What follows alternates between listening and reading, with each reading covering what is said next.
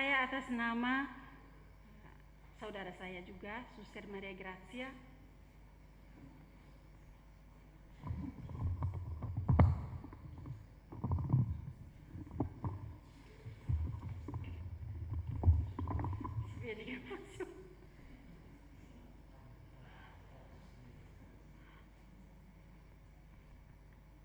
kami berdua yang berbahagia hari ini ingin mengucapkan rasa terima kasih kami yang mendalam.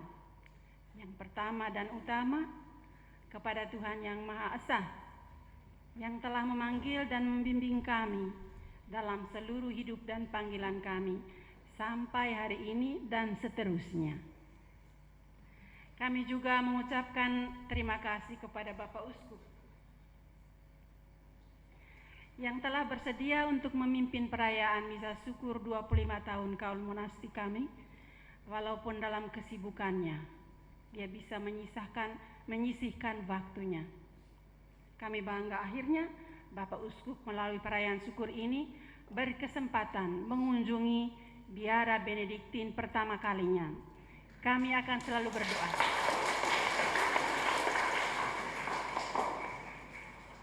untuk tugas pelayanannya selanjutnya di Keuskupan Agung ini. Dengan penuh rasa syukur juga dan terima kasih yang mendalam, kami mengenang dengan penuh cinta Bapak Uskup Petrus Turang, almarhum, yang telah menerima dengan tulus kehadiran OSB di Keuskupan Agung ini dan mempercayakan secara khusus kepada Romo Dus dan Romo Ambros untuk membantu kami pada awal tugas pelayanan misi kami di sini. Banyak kesulitan yang kami lalui, namun berkat kesabaran dan cinta, kami tetap bertahan melayani keuskupan ini dengan hidup doa kami setiap hari. Kami selalu berdoa untuk kebahagiaan kekal Bapak Uskup Petrus, dan kami yakin beliau selalu mendoakan kita semua. Kami juga berterima kasih kepada yang terhormat Bapak Gubernur NTT. Saya belum kenal mukanya, Mas. Bapak Melki Lakalena yang telah meluangkan waktunya untuk berpartisipasi pada hari bahagia kami ini. Memang kami pernah mendengarkan namanya sebelum pemilihan dan sesudah pemilihan. Baru kali ini kami mungkin bisa berkenalan secara langsung dan kami juga bahagia. Kami juga berterima kasih atas kehadiran Bapak Wali Kota Kupang. Sebentar pasti bisa kenal, karena saya dengar hanya namanya saja tapi saya tidak pernah bertemu. Dan juga semua aparat pemerintahan yang turut hadir untuk berpartisipasi dalam perayaan syukur kami ini. Kami juga menyampaikan rasa terima kasih kami kepada Romo Sekjen sekaligus Kapelan OSB yang sudah dengan susah payah berusaha dengan berbagai cara untuk merealisasikan kesuksesan perayaan Pesta Perak hari ini. Kami berterima kasih atas kehadiran para pastor, romo, para suster pada perayaan Misa Syukur kami hari ini. Mari kita saling mendukung, menjalani panggilan kita sampai pada garis akhir. Kami juga mengucapkan terima kasih kepada KIP Keuskupan yang telah membantu memperlancar menyelesaikan masalah tanah kami yang tersisa, termasuk Pak Soni. Kami mengucapkan terima kasih kepada semua umat dan para undangan yang hadir untuk berpartisipasi bersama kami pada hari bahagia kami hari ini. Kami menyampaikan juga terima kasih yang mendalam untuk semua keluarga kami, baik yang dekat maupun yang jauh. Dalam perayaan syukur ini, tanpa henti-hentinya selalu mendukung kami dengan cinta dan air mata. Dengan hati yang tulus, kami komunitas OSB mengucapkan terima kasih kepada Ketua Panitia yang kebetulan saya baru kenal hari ini, dan semua anggota yang secara spontan dan penuh antusias mempersiapkan segala hal demi kelancaran perayaan ini. Memang kami tidak pernah punya panitia. Kami orang Benediktin, kami kontemplatif tidak pernah punya panitia, tapi ini surprise untuk kami dan kami juga bersyukur. Itu juga baik bagi kami untuk menerima ini, karena itu kita bergembira bersama. Untuk semua petugas liturgi, para misdinar, lektor, kor yang pada hari ini membuat kami terlena juga. Para penari, saya yang di luar saya tidak lihat, yang saya lihat di dalam ini penari cilik, cantik dan manis, dengan semua gerakannya lentur membuat kami juga selalu istilahnya menjawab panggilan Tuhan dengan lembut juga. Kami mengucapkan syukur, terima kasih kepada para donatur yang namanya sudah disebutkan oleh panitia, jadi saya tidak perlu mengulangi. Dan pikat, anggota pikat, ketua pikat, pengurus pikat semuanya yang telah membantu dengan cara mereka masing-masing demi mendukung kehidupan para rubiah baik secara material maupun secara spiritual. Saya minta maaf, saya juga mau mengucapkan terima kasih kepada madre saya yang ada di Italia tapi dalam bahasa Italia, karena sekarang mereka sedang mengikuti acara ini.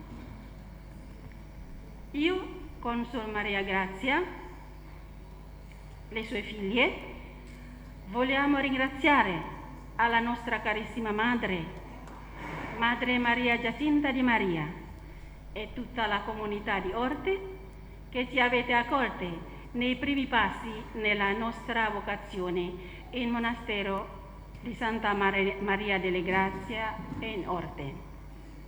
Sia le monache che ci hanno preceduto in paradiso, sia le sorelle che sono ancora tra noi, Suor Maria Bernarda, Suor Maria Emerenziana, Suor Maria Elisabetta.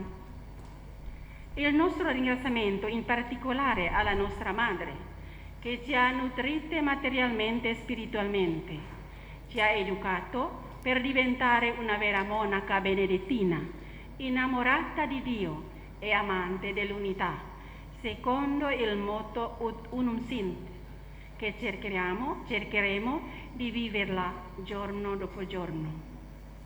Ringraziamo alla nostra madre abbadessa nuova, Suor Maria Silvia, e tutte le nostre sorelle che ci avete sempre accompagnate con la vostra preghiera.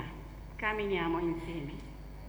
Alle mie sorelle che sta dietro, voglio ringraziare anche a loro, perché è degno, merita di ringraziarla, perché hanno collaborato, hanno faticato pure per realizzare questa celebrazione del 25esimo.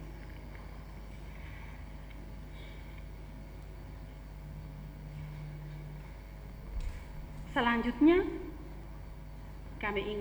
saya ingin atas nama Intanto, karena suster ada di sana, saya ada di sini.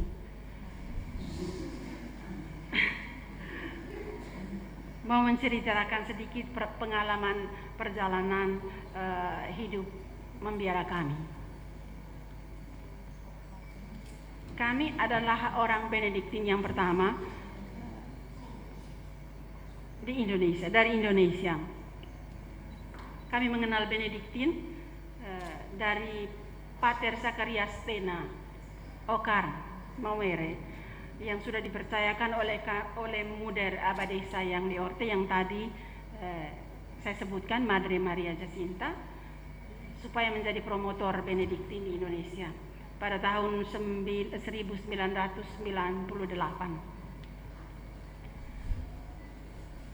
Kami juga mendapatkan berita dari brosur-brosur yang dia sebarkan.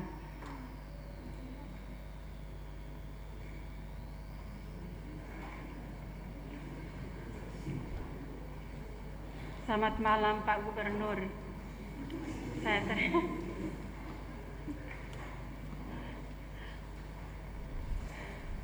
Dan selanjutnya Padre Zakarias memperkenalkan kami kepada Suster Elisabetta, sarebbe suster yang diutus oleh Madre dari Orte untuk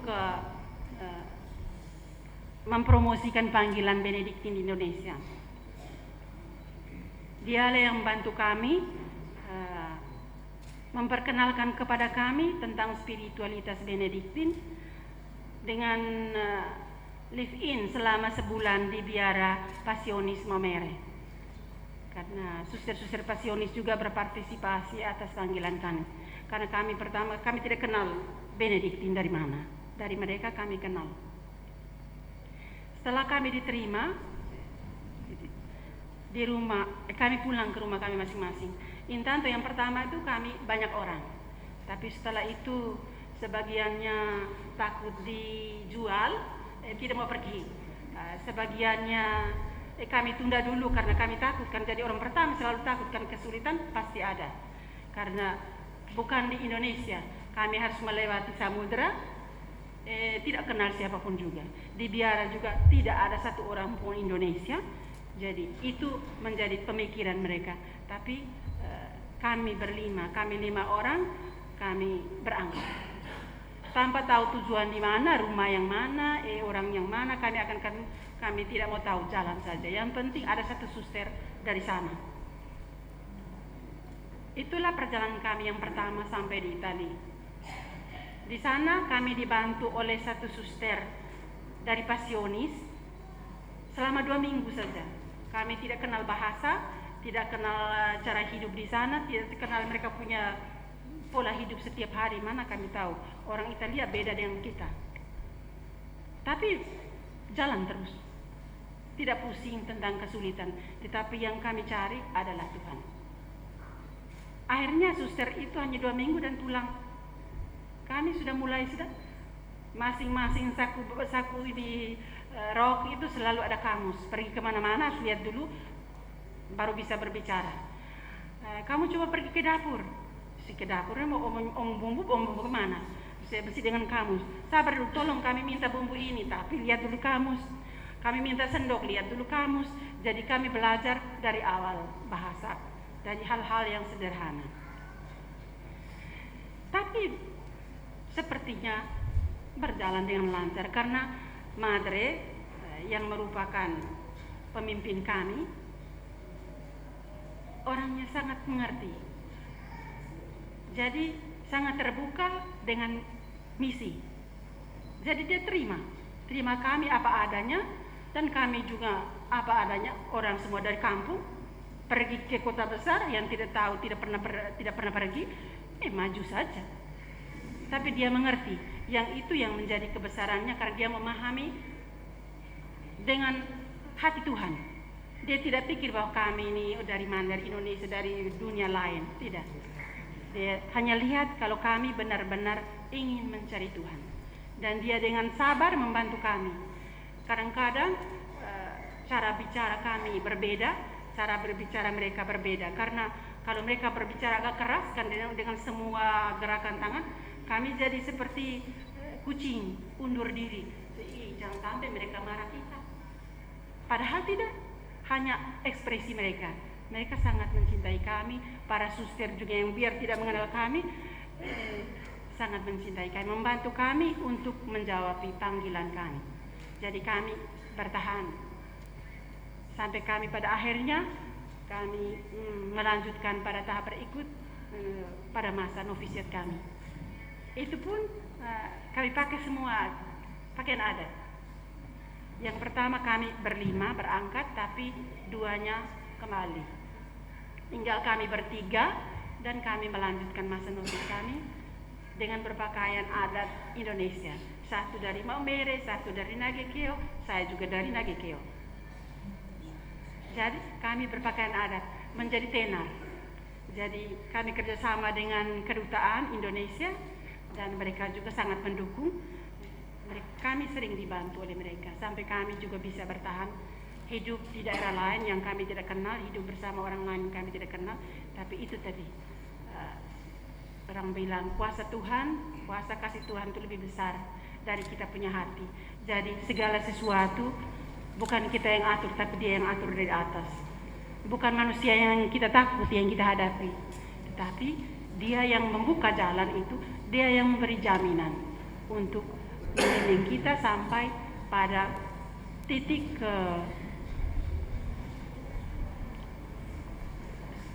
akhir hidup kita, dalam arti bahwa kami bisa menjawab panggilan kami sampai kami mencapai 25 tahun.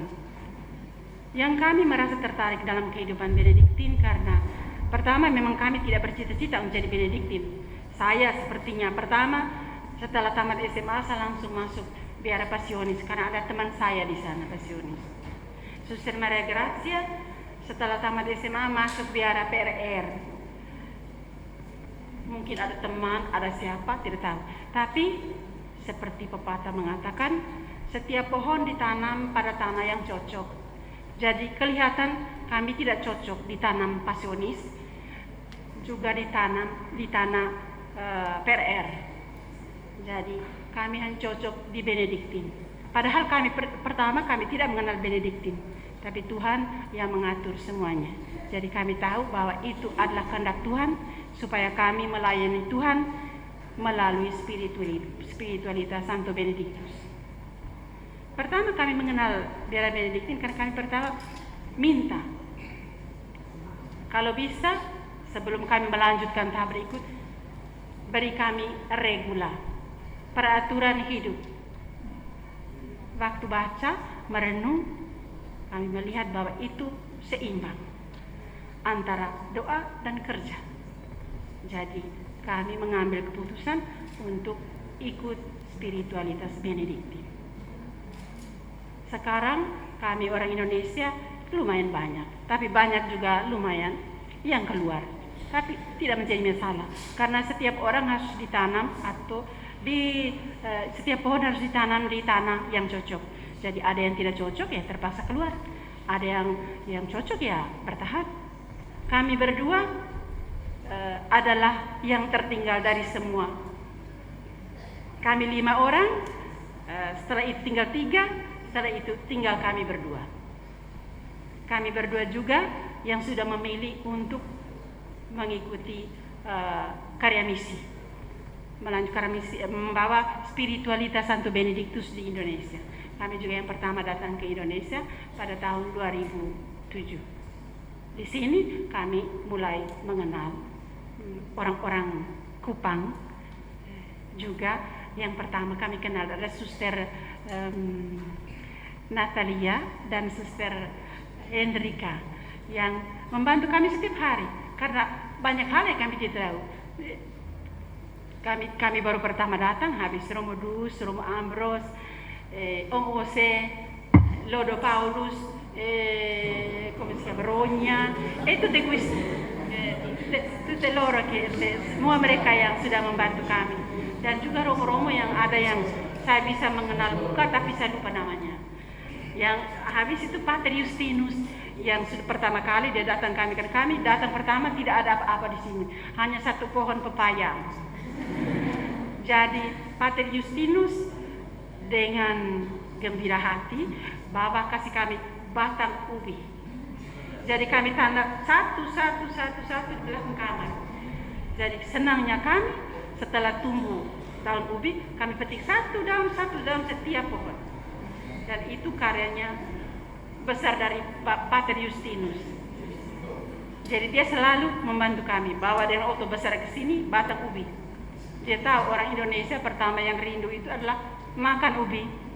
Jadi itulah kita orang Indonesia. Jadi kami benar-benar mau berterima kasih pada kalian karena kalian malam ini dengan senang hati datang untuk berpartisipasi bersama kami. Kami hanya bisa mengucapkan terima kasih dan membawa kalian semua dalam doa harian kami. Karena kami berdoa terus. Orang bilang, suster berdoa terus sampai lutut luka. Karena tidak menjadi masalah. Yang terpenting semua orang selamat. Karena kami petugas adalah itu. Orang yang menjauh dari gereja, tugas kami untuk berdoa. Orang yang suam-suam kuku datang ke gereja, tugas kami juga untuk berdoa. Orang yang dalam keluarga saling berselisih, tugas kami juga berdoa. Jadi kami punya tugas setelah kami menerima pakaian ini, namanya pakaian doa yang besar ini, dengan buku doa, kami punya tugas khusus untuk berdoa, untuk gereja semuanya, untuk dunia seluruhnya. Jadi itu adalah tugas kami. Kalau kami tidak berdoa dan kamu rayu kami untuk pergi dari rumah ke rumah, kami berdosa. Jadi kamu tidak membantu kami untuk melayani, untuk hidup seturut dengan panggilan kami.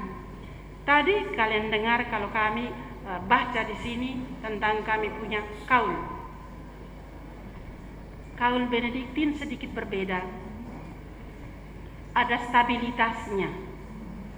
Stabilitas berarti tetap bertahan dalam satu biara. Di mana engkau mengucapkan kaul, di situ kau harus tinggal. Kalau kami yang sudah datang ke Indonesia, waktu kami sebelum datang ke sini, kami tulis surat kepada Paus. Kalau kami mau pindah stabilitas kami ke Indonesia. Kalau ada jawaban, alur silakan datang. Kalau tidak ada jawaban, tetap saya tinggal di situ. Selain secara fisik, kesetiaan itu ada stabilitas. Kami harus selalu stabil dalam panggilan kami. Itu juga kami butuhkan dukungan doa dari semua. Karena manusia itu makhluk lemah. Kadang-kadang godaan datang. Jadi butuh dukungan doa dari kalian. Bukan berarti karena kami tugas doa jadi kamu tidak mau berdoa untuk kami, no. Kalian berdoa untuk kami. Kami memang kami tugas untuk berdoa untuk semua, tapi kami juga manusia seperti kalian. Jadi selain itu apa lagi? Kami punya kekhususan tadi, stabilitas. Setelah itu pertobatan. Jadi kami bukan berarti dalam gereja kan biasa bilang kalau pertobatan itu biasa disuarakan pada awal masa prapaskah. Bertobatlah karena kerajaan Allah sudah dekat dengan Rabu-Abu. Tapi kami Santo Benediktus ajar kami bertobat setiap saat. Sebenarnya bukan hanya kepada kami, tetapi setiap kita. Hanya karena kami sudah memeluk regulanya, jadi setiap hari menjadi satu tanggung jawab untuk selalu bertobat. Selain itu ketaatan. Ketaatan itu merupakan satu konsili dari Injil yang juga dijalankan oleh para suster, para pastor. Jadi kami taat. Jadi segala sesuatu kadang-kadang kita mau memilih, saya mau ikut atau tidak. Kalau saya pilih siapa yang pemimpinnya, kadang-kadang kita pilih kalau pemimpin itu saya ikut, kalau yang lain saya tidak mau ikut. Kalau kita sudah bilang ya kepada Tuhan, kepada siapa saja yang dipilih, kita harus bilang ya juga kepada itu. Karena di dalam biara kami Abbas adalah wakil Kristus. Jadi seperti di keluarga suami adalah wakil Kristus, di dalam komunitas pemimpin adalah wakil Kristus. Jadi itu kami punya kehidupan setiap hari. Jadi kami juga punya semangat. Santo Benediktus memberikan motonya itu ora et labora. Itu ora et labora sepertinya sudah terdengar di mana-mana, sudah terlihat di mana-mana. Di kampung kami dulu, saya biasa lihat orang tulis di depan pintu, ora et labora. Saya tidak mengerti kalau itu memang motonya Benediktin. Ternyata waktu saya jadi Benediktin, itu saya sudah lihat di mana-mana. Sekarang saya baru tahu bahwa ini padahal Benediktin, Santo Benediktus yang memulai. Jadi ora et labora, ada keseimbangan antara doa dan kerja. Jadi kami selalu ada di sini, selalu untuk kalian semua. Kalau kalian membutuhkan kami ada di sini. Kami berdoa, kami juga bekerja di dalam, kami tidak bisa keluar. Kami bekerja di dalam. Untuk sekarang kami punya pekerjaan menerima jahitan pakaian liturgi. Dan kami menjahit bukan hanya untuk mencari uang, tapi kami berdoa untuk siapa yang mengenakan pakaian itu supaya tetap setia. Jadi kira-kira itu pengalaman hidup kami, dan kami harapkan kalian tetap bersama kami dalam doa dan karya. Kamu di luar, kami di dalam. Kamu memikirkan hal-hal di luar, kami memikirkan hal-hal di dalam. Tapi kita semua bersatu dalam Tuhan. Dan kita ini adalah satu dalam Kristus. Kalau kalian sudah menerima komuni, kami sudah menerima komuni, kita adalah satu daging saja. Jadi kasihlah yang mempersatukan kita semua. Jadi tidak ada perbedaan. Jadi tidak perlu lagi ada Suster Bendik hanya tinggal di dalam, keluar sedikit kan? Atau Suster sombong, kami undang ke rumah untuk minum teh, tidak bisa. Itu sudah pilihan itu tuh adalah radikal. Kau bilang sih kepada Tuhan, ya kepada Tuhan, ya yang benar, bukan ya pada saat engkau suka, pada saat engkau tidak suka. Misalnya main kucing-kucingan. Tidak, Tuhan itu lihat semua. Jadi kira-kira terima kasih banyak untuk sambutan kali ini. Semoga tidak membosankan. Selamat malam, terima kasih.